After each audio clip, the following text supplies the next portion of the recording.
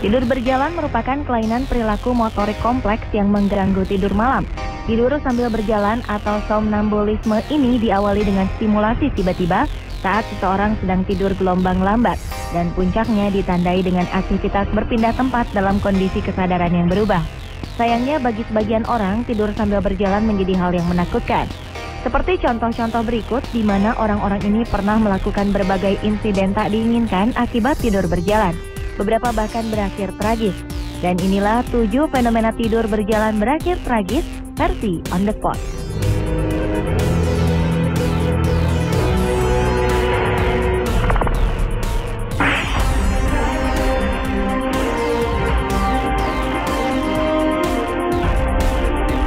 Kasus tidur berjalan pertama paling terkenal menimpa Kenneth Park. Masalah pria asal dari Kanada ini berawal ketika usianya beranjak 20 tahun. Kenneth menderita insomnia setelah ia kehilangan pekerjaan dan mempunyai hutang. Kisah sedihnya ini ternyata memicu kisah tidur berjalannya. Pada 23 Mei 1987, Kenneth Park tiba-tiba tidur sambil berjalan. Mengherankannya, pria ini bahkan dapat menyetir sejauh 23 km ke rumah mertuanya. Saat itu, Kenneth Park membunuh ayah mertuanya dan juga melukai ibu mertuanya dalam keadaan tidak sadar. Tragisnya, kisah ini membuat Kenneth merasa sangat bersalah ketika tersadar dan langsung menyerahkan dirinya ke kantor polisi. Setahun kemudian, Kenneth dinyatakan tak bersalah dan ia dibebaskan dari hukuman karena terbukti melakukan tindakan itu di bawah alam sadarnya. Setelah kejadian tragisnya ini, hubungannya dengan sang istri dan ibu mertua tetap terjaga dengan baik.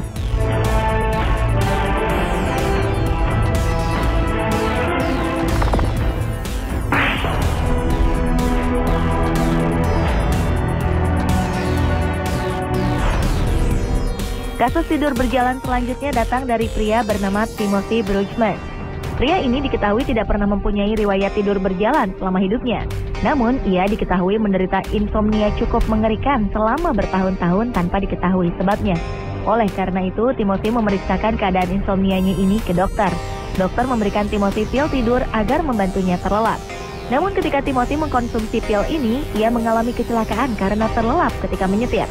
Ketika Timothy mengkonsumsi kembali obat ini, ia ditemukan tewas di luar rumahnya.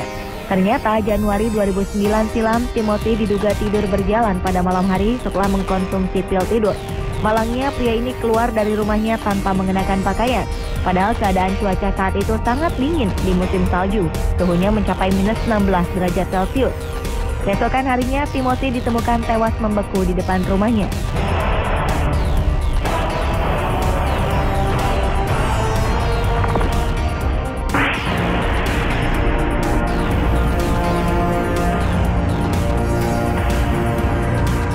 Perempuan asal dari Cheshire, Inggris ini harus merelakan badannya menjadi melar di bawah alam sadarnya.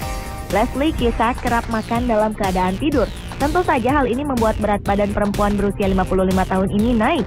Pada malam hari, tanpa sadar, Leslie melakukan aksi mengerikan di dapur. Perempuan ini memasak dengan menggunakan oven dan gas sambil tertidur. Tak hanya memasak, tiap malam Leslie juga mengkonsumsi lebih dari 2.500 kalori. Hal ini membuat Leslie Cusack akhirnya berkonsultasi kepada dokter karena berat badannya naik drastis tanpa ia sadari. Ketika diteliti, ternyata tak hanya bahan makanan saja yang ia konsumsi. Pada saat tidur berjalan, Leslie terkadang memakan sesuatu yang bukan untuk dikonsumsi. Pelembab badan adalah salah satu contohnya. Bahan berbahaya lain seperti cat dan deterjen juga dikonsumsi oleh perempuan ini. Untuk mengatasi masalah ini, Leslie menjalani terapi. Alarm disiapkan untuk membangunkannya jika ia membuka pintu.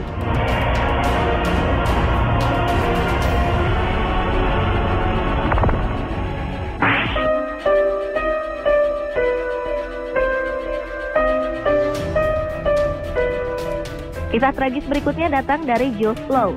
Oktober 2004 lalu, sang ayah Edward Lowe ditemukan tewas di kebunnya setelah mendapat 90 pukulan cukup parah di tubuhnya. Jules Lowe pun menjadi tersangka utama dari kasus pembunuhan ayahnya sendiri. Seorang tetangga rumahnya menjadi saksi bahwa Edward yang berusia 83 tahun keluar rumah pada malam hari bersama putranya, Jules, dengan keadaan mabuk berat. Jules pun akhirnya mengakui bahwa dia membunuh ayahnya, namun dengan keadaan tidak sadar. Jules Lowe mengatakan bahwa keluarganya secara turun-temurun mempunyai kebiasaan aneh tidur berjalan setelah mengkonsumsi alkohol. Menurut ingatannya, ketika tidur berjalan, sang ayah memukuli Jules Lowe. Jules pun berusaha membela diri dari serangan ayahnya. Tragis, pembelaan dirinya ini membuat Jules Lowe harus merelakan nyawa ayahnya. Jules Lowe kemudian dilaporkan atas kasus pembunuhan ayahnya. Namun karena perbuatannya itu dilakukan dalam ketidaksadaran kedua belah pihak, Maret 2005 lalu, Jules Lowe berhasil lolos dari hukuman pidana.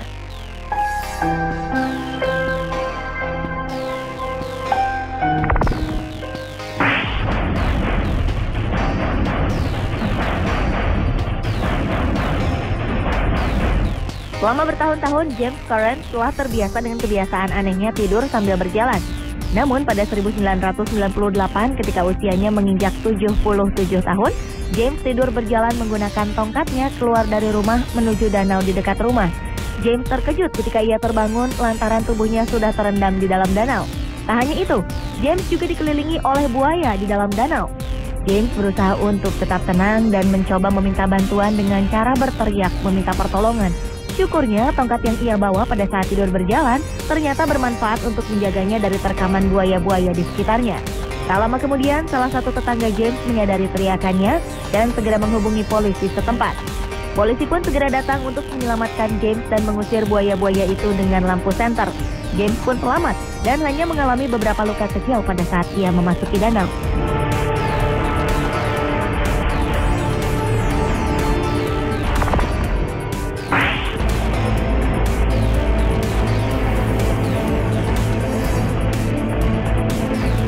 Meninggalnya André Monnier belum bisa terpecahkan di Perancis pada abad ke-19 menyebabkan detektif terkenal dipercayai untuk mengusut kasus pembunuhan ini.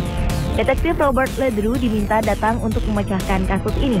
Namun setelah melakukan penelitian, alangkah terkejutnya sang detektif ketika ia menyadari bahwa pelaku pembunuhan telah menembakkan peluru ke jari kakinya. Dan betapa khawatirnya sang detektif ketika mengetahui karena ketika ia terbangun dari tidurnya, ia menemukan jari kakinya terluka dan isi peluru pada senjatanya berkurang. Mengetahui dan bukti fakta dari kasus ini, akhirnya ia menyerahkan diri kepada polisi. Namun karena polisi mengetahui kasus pembunuhan ini terjadi di bawah alam sadar sang detektif, Ledru pun tidak ditahan. Ia hanya diasingkan keluar kota. Detektif Ledru pindah bersama penjaga dan perawat karena masyarakat menganggapnya tak aman jika ia terus berada di dalam kota.